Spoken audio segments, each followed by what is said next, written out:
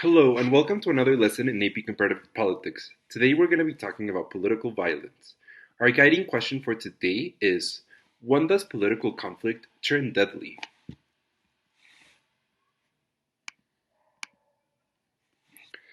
Our objectives for today are to define political violence and explain the factors that contribute to it, to compare revolution and terrorism as forms of political violence, to explain how religion and political violence sometimes become linked, and to analyze the connections between state power and political violence.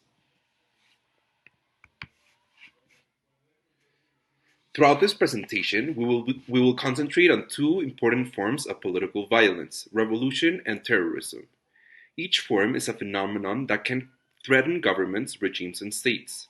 Each form is also a loaded political term that stirs emotional responses, complicated analysis.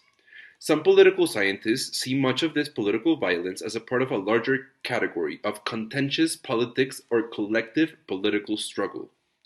This can include such things as revolutions, civil wars, riots, and strikes, but it also includes more peaceful protest movements, some of which we will consider here.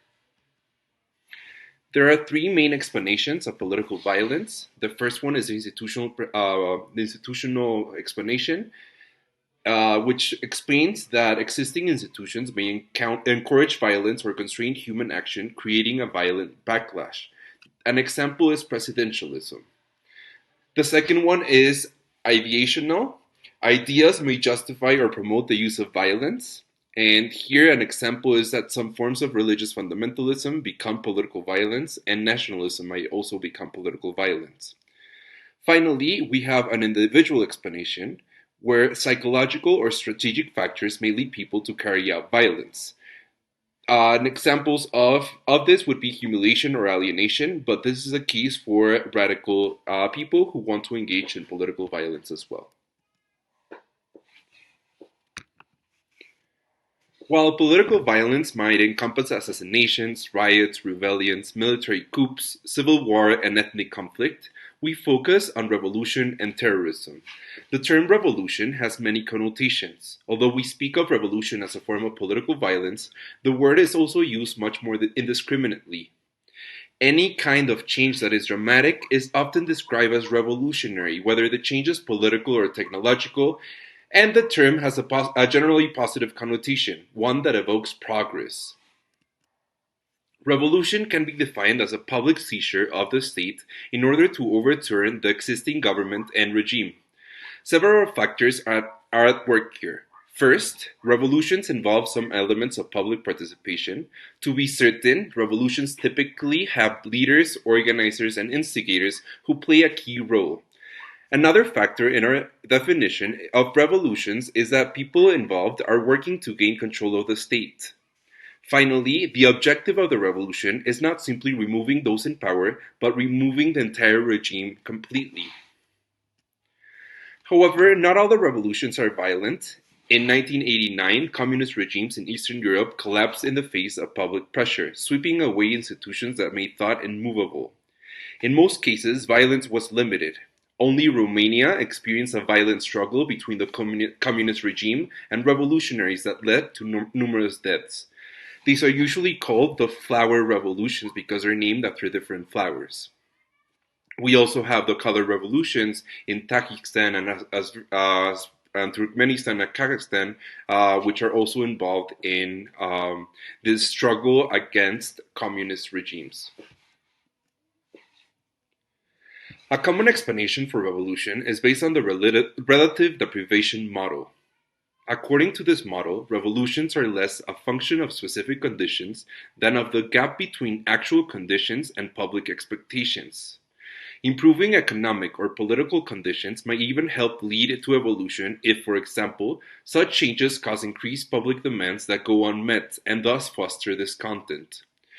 As Iran experienced rapid modernization in the decades before the revolution in the late 1970s, progress only increased people's expectations of greater freedom and equality, especially among young adults. The story of Persepolis takes this tale about the instances of freedom that the main character feels and the oppressive revolution. Moving forward, we also need to talk about terrorism. The word terrorism carries a stigma and is a term few willingly embraced. Terrorism can be defined as the use of violence by non-state actors against civilians to achieve a political goal. The term can be associated with non-state actors who use terrorism in part because conventionally military force was not available to them.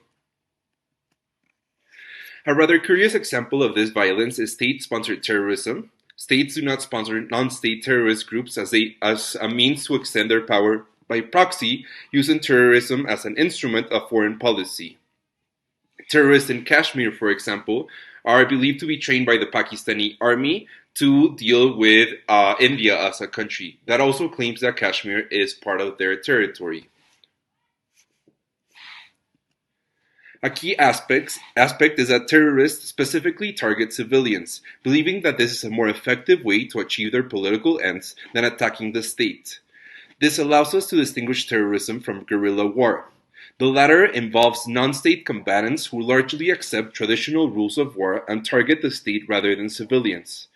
Terrorism, on the other hand, uses violence against civilians to undermine the institutional fabric of the state, society, and the economy, calling into question all those things we take for granted, including stability, security, and predictability. So, when we talk about indiscriminate violence, it's going to be violence that doesn't discriminate. Anybody can be killed in an act of terrorism. Religious violence is closely tied to revolution and terrorism. Extreme fundamentalist groups radically reinterpreted an existing faith by arguing that it had lost its way. Through this reinterpretation, they view the world in terms of an existential battle between good and evil, purity and corruption.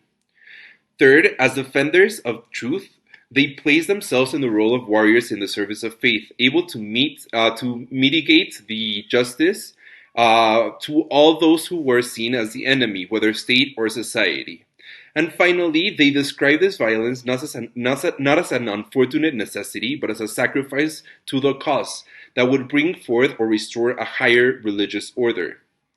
The Islamic State of Levant or Boko Haram in Nigeria are clear examples of how fundamentalism in the extremes leads to political violence. There's three different regime type and terrorist connections. The first one is going to be in terms of an authoritarian regime. Its effect on terrorism is that authoritarianism may foster terrorism, but the state can repress domestic terrorists.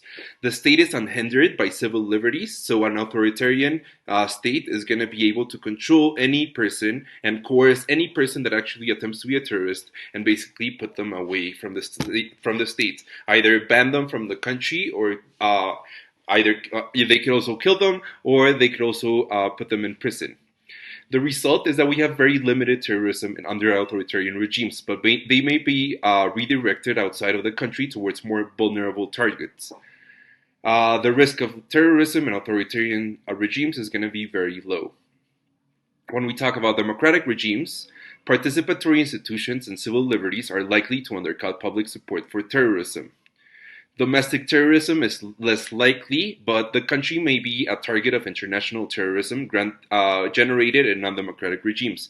We've seen that countless times with the United States in its involvement in the Middle East.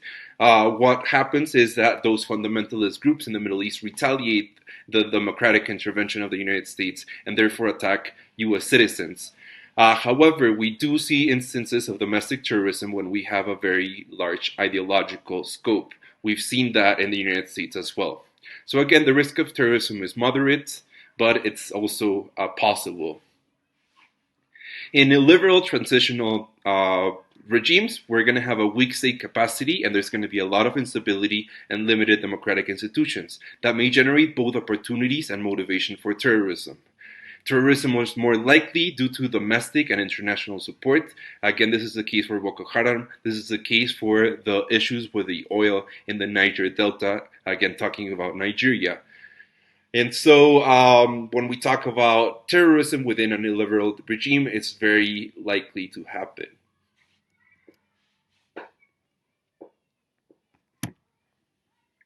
Here we have a comparative chart between war, guerrilla war, terrorism, and human rights violations, both war crimes and international.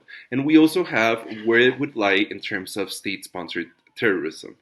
So we have the target on the left hand side, the actor on top, and we're going to be basically comparing either the targets and the actors. If the actor is the state, the target is the state, and therefore we have a war. However, if the actor is a non state actor, and the target is the state, then we're going to have the guerrilla wars.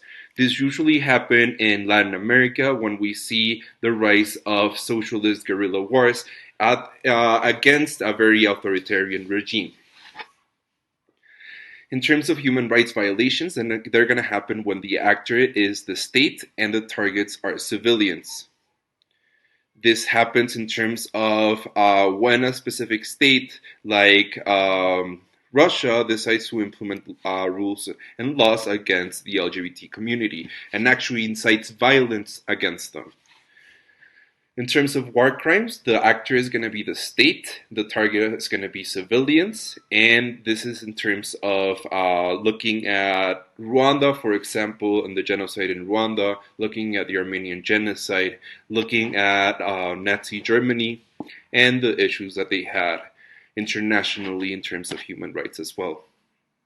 When we have state-sponsored terrorism, the state might hire non-state actors to attack civilians, or the state might actually sponsor terrorism against civilians. And then for terrorism, we're going to have non-state actors, random individuals that decide to engage in acts of terrorism, and it's going to be against civilians as well.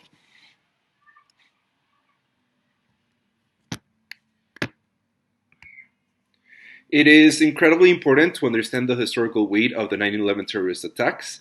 These marked a turning point in international security matters, leading to the categorization of immigration as a security issue.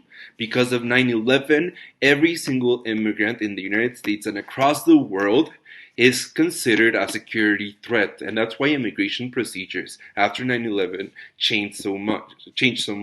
Same as security issues. You get a full pat down at the airport. You have to go through a screening process at the airport in order to actually check who you are and check your identity. Major issues have hence stemmed from the measures taken after this event. So let's take a look at what happened.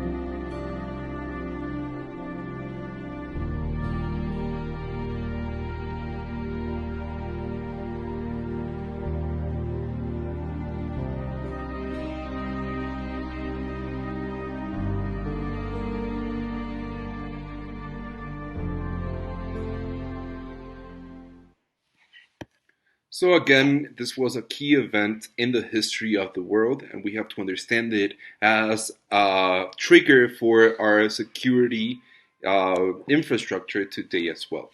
Thank you for so much for listening, and we recognize Patrick O'Neill and the authors of all media content in this presentation.